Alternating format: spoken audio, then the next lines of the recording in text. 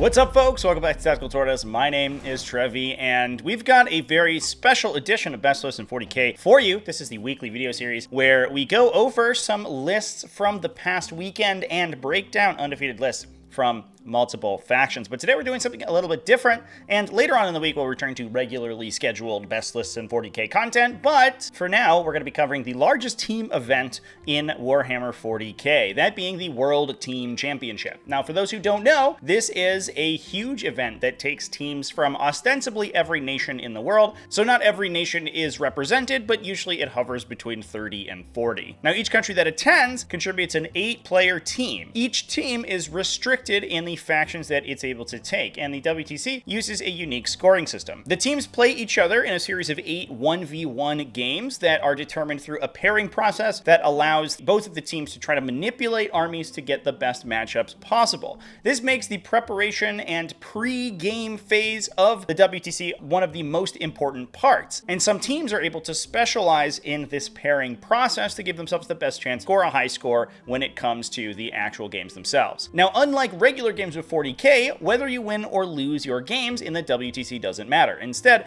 it uses a unique scoring system to make the team dynamic more interesting. Player is awarded a number of points for each game based on the score differential at the end of the game between them and their opponent. Getting destroyed 100 to 10 gets you the minimum amount. Your opponent will get 20 points and you will get 0. As that gets closer in increments of 5, the score will close down. So if you're still able to score over 50 points but get bodied for a 100-point score on your opponent's side, then you'll get 1 point. If the score gets closer and closer, you will get more and more of the differential up to 10, which is effectively a draw. At the end of the round, the total points for each team are added together. So if the team is able to get enough big blowout wins that they can score a bunch of points and deny points from their opponents, then even if they lost the majority of their games, but those losses were a tight margin, they can still come back to win even on a losing record. This makes the WTC team dynamic much different than singleton 40K because you're not just trying to win the game, you're trying to score points for your team. Now, each team is only allowed to include each index one time within the team. So even things like Chaos Knights, Chaos Demons that are demonically manifesting, or Imperial Agents can only be included once. This makes it so that each list must be unique, and you'll find some very interesting faction picks for factions that don't normally have a very good win record in one 40K, but are instead very good at either countering specific matchups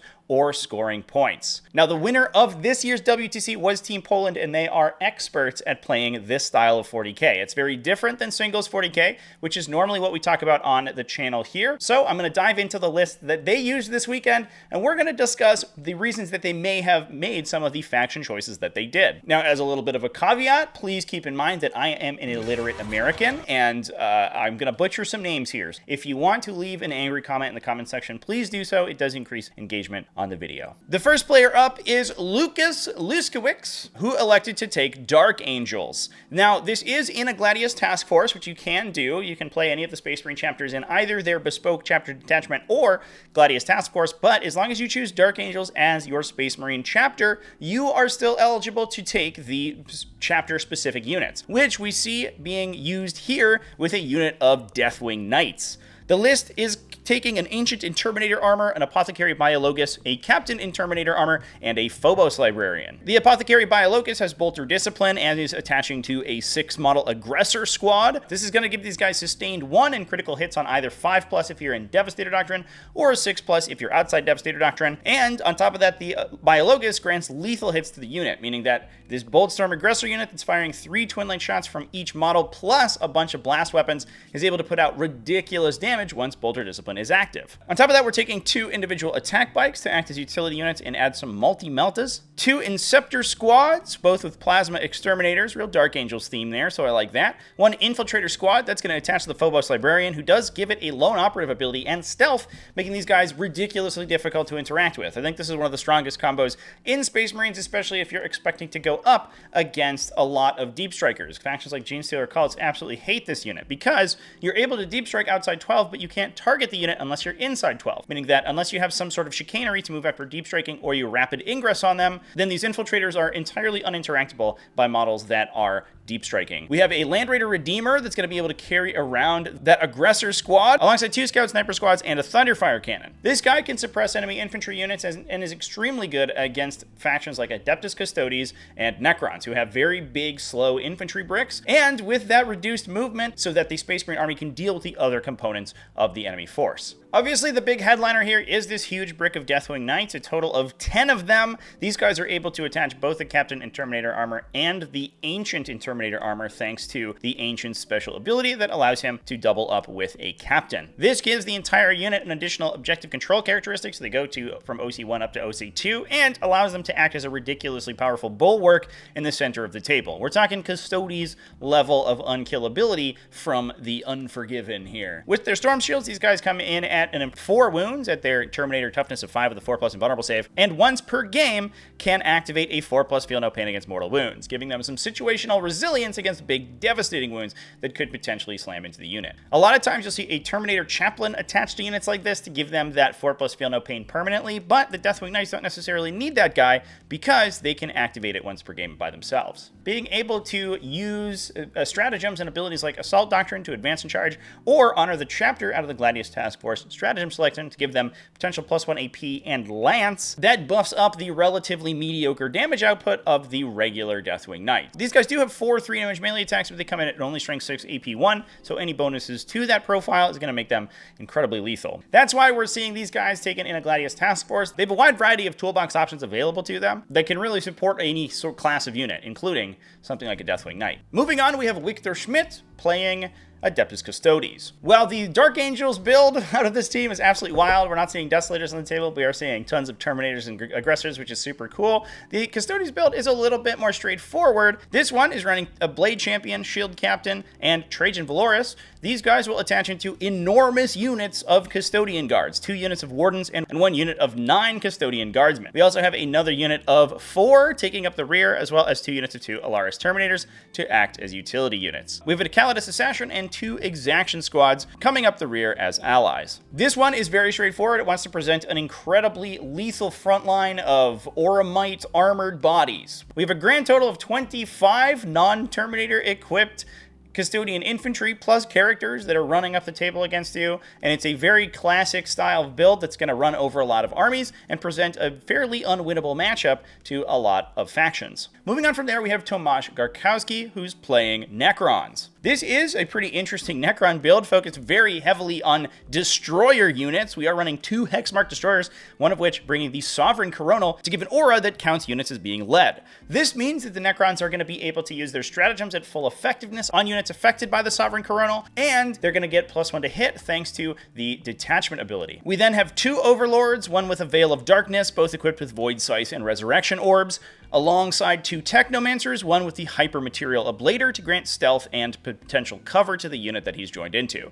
These guys, along with 2 sets of 2 Crypto Thralls, are going to be jumped into 2 units of 10 Lich Guard. These things, equipped with their Hyperphase Swords and Dispersion Shields, are potentially one of the most difficult to kill units in the entire game. They have a massive 4+ invulnerable save, stealth, cover permanently even out in the open as long as they're far enough away from their target thanks to the Hypermaterial Ablator on one of the units, a 5+ Feel No Pain from the Technomancer, a 4+ Feel No Pain on the Crypto Thralls that can then reanimate with an additional D3 wounds resurrected thanks to the Canoptek Reanimator. If you don't kill them, they'll resurrect thanks to the Resurrection Orb both on your turn and your opponent's turn. Now interestingly, the list is also supported by some insane damage output in the backline, tons and tons of guns, and also including 3 Canoptek Acanthrites. These little guys are interesting move 12 beasts, which make them relatively maneuverable for a Necron unit. A lot of times the higher movement units in Necrons are not beast or infantry keyworded, so they're not able to go through walls, but the Acanthrites actually can, and they can support the army with their damaged armor ability, which gives you an additional EP on critical wounds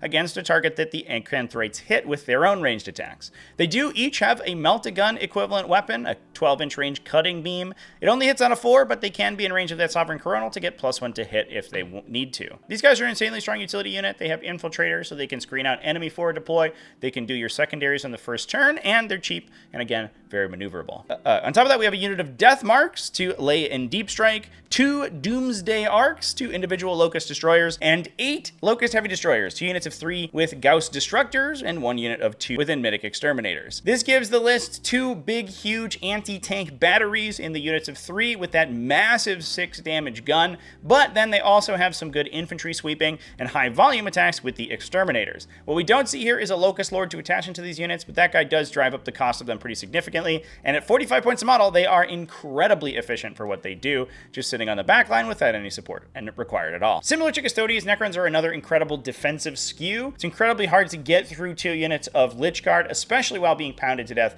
by Locust Heavy Destroyers and Doomsday Arcs. That's another matchup that not a lot of armies in the game want to actually face, and it's very good at sinking into difficult matchups and scoring very close games. Even if the Necrons don't actually win their games, all they need to do is take a matchup that the opponent has designed to score 20 points on you and make them score less. If you can make them score only 16 points or only 10 points, that then increases the differential for your own team and allows your team to get better matchups elsewhere and score higher points in those games. Moving on, we have Patrick Make, who is playing Genestealer Cults. Similar to Adeptus Custodes, this is a relatively standard Genestealer Cults build. We are running a Clamavis, double Nexos, triple Primus, and double Reductus Saboteurs. We have Inscrutable Cunning on the Primus, allowing him to forward deploy his unit and potentially regen command points, but largely it's to screen out enemy infiltrators. You can put the Primus in a large unit, screen very heavily, and then use the Primus's own ability before the game begins to redeploy back to a safer position. So you can screen out enemy forward deploys and not even give them the opportunity to attack you. In addition, we also have Meticulous Planner on the Nexos to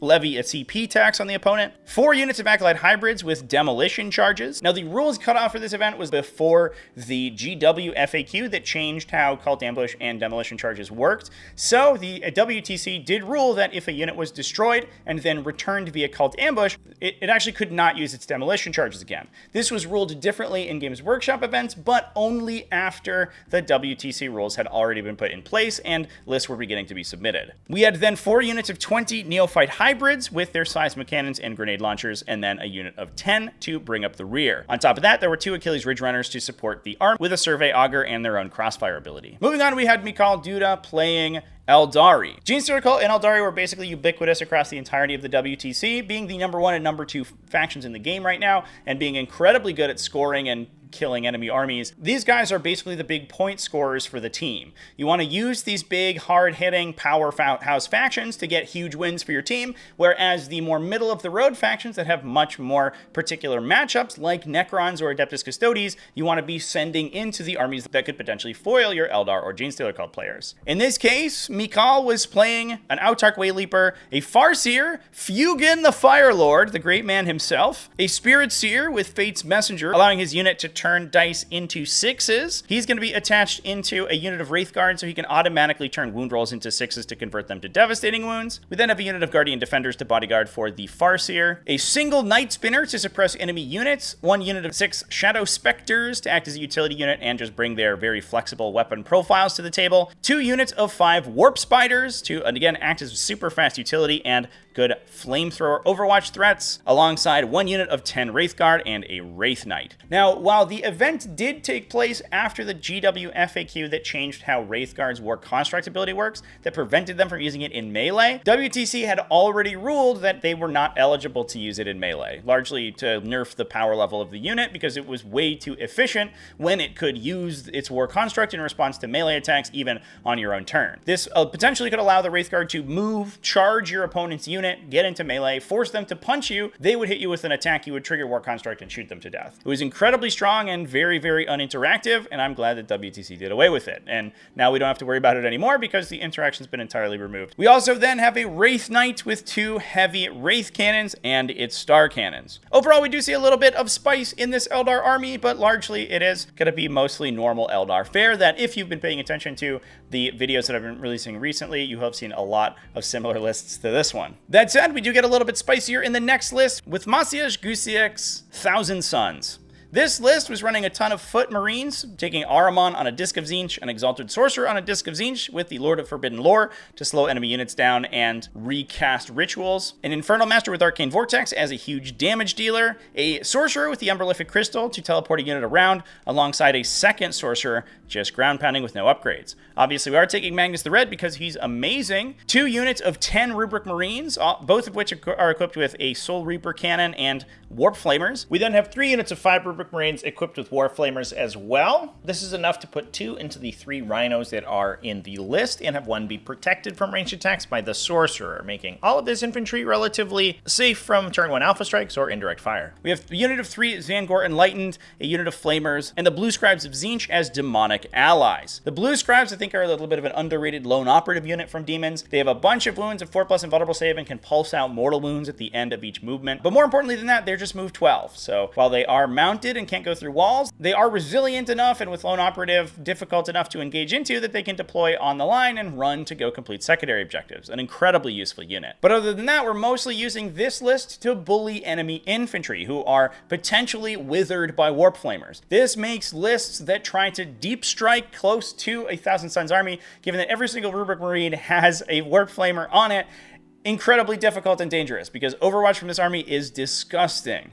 And if you try to engage with it in a straight-up fight in the middle of the table, the mass amounts of Warp Flamers rerolling their wounds thanks to Bringers of Change with Twist of Fate to remove your armor saves is going to kill you super quickly. Magnus is also a powerhouse, and many factions don't have an efficient way to deal with him, so Thousand Suns are a pretty good spoiler for a lot of particular matchups. Next up, we have Matiej Tatsinski's Tau Empire. It's cool to see Tau Empire on the table in the #1 list at the WTC. This list is running Aunva, a Cold Star Commander battlesuit, and an Ethereal, 3 broadside battle suits, a unit of 6 crisis battle suits with shield drones and shield generators, 3 cyclic ion blasters on almost all of these guys, alongside 1 air bursting fragmentation projector, and 2 units of 3 crisis battle suits with 3 cyclic ion blasters apiece. We then have a Ghost Keel battle suit to act as an uninteractable utility unit with its cyclic ion raker, a unit of 4 crude hounds, 2 piranhas with fusion blasters and secret missiles, and 3 units of tetras to act as guiders. Last but certainly not least, we have a unit of Vespid Stingwings as a utility unit. Tau have an incredibly focused amount of firepower. If they're able to deal a lot of damage to you within that 18-inch range bracket where their cyclic ion blasters really shine, they are absolutely disgusting. However, a lot of matchups can really foil them, but if you are playing in the WTC and you can potentially pick your matchups to try to get around the armies that are resilient to shooting or that can reduce the damage on those cyclic ion blasters, Tau can absolutely slap. If you can put them into matchups where they can board sweep the table very quickly once their Kauyon activates on round 3, they can do very well. Now, last but certainly not least, we're throwing a little bit of a wrench in the works here with Jakub Wichrowski's Imperial Guard.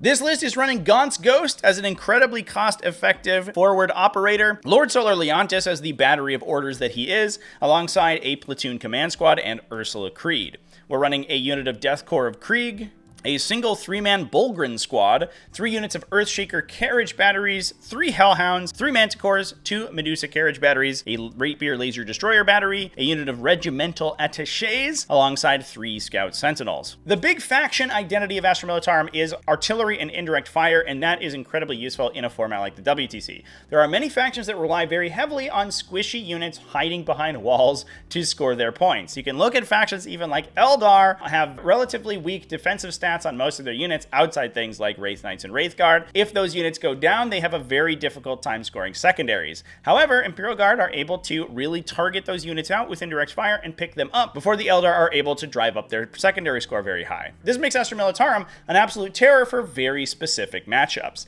And again, this is another list that really thrives in the WTC format. They aren't great in a majority of matchups, but they're extremely good in those particular instances. The combination of the Scout Sentinels, which allow you to ignore the indirect fire penalty on your artillery, plus the Hellhounds, which also allow you to ignore the cover that indirect fire would normally grant you, means that their artillery is essentially firing at absolutely no penalty, largely hitting on 2s because the combination of ballistic skill bonus orders and heavy weapons remaining stationary with lethal hits from their detachment ability, able to pick up a vast majority of light or medium infantry. And this led Team Poland to a stellar record. They did draw 1 round against the United States of America. There's a pretty wide draw margin in WTC games, so between the 2 teams, teams, there has to be a wide margin in order for the round to be counted as an actual victory. So you will see a lot of draws, especially against similarly skilled teams, but Poland was only able to get one of those on its record and otherwise win every single round. Now, the faction's no stranger to success at the WTC. Out of the event's 16-year run, Poland has won the event a total of 3 times and has been able to podium in the top 3 7 additional times on top of that. Poland has, in fact, never gotten below 6th place in any WTC event ever. This is clearly one of the powerhouses in this WTC team format, and that is paying off with their victory in 2023. Now, if you want to watch coverage of the WTC, Wargames Live was there all weekend, streaming games both from the singles event earlier in the week and the teams event. Please go check them out. I will link them down in the video description. They're a great friend of the channel and do some of the most superb coverage in Warhammer 40k right now, especially of competitive events. And with that, that's all I have to say about this. Let me know down in the comment section what you think about these teams and the team format in general. Big thanks to everybody who supports the channel, either over on Patreon at patreon.com/TacticalTortoise, YouTube channel members, and Twitch subscribers. All you people are great and I love you. Remember to keep it classy, folks, and have happy wargaming.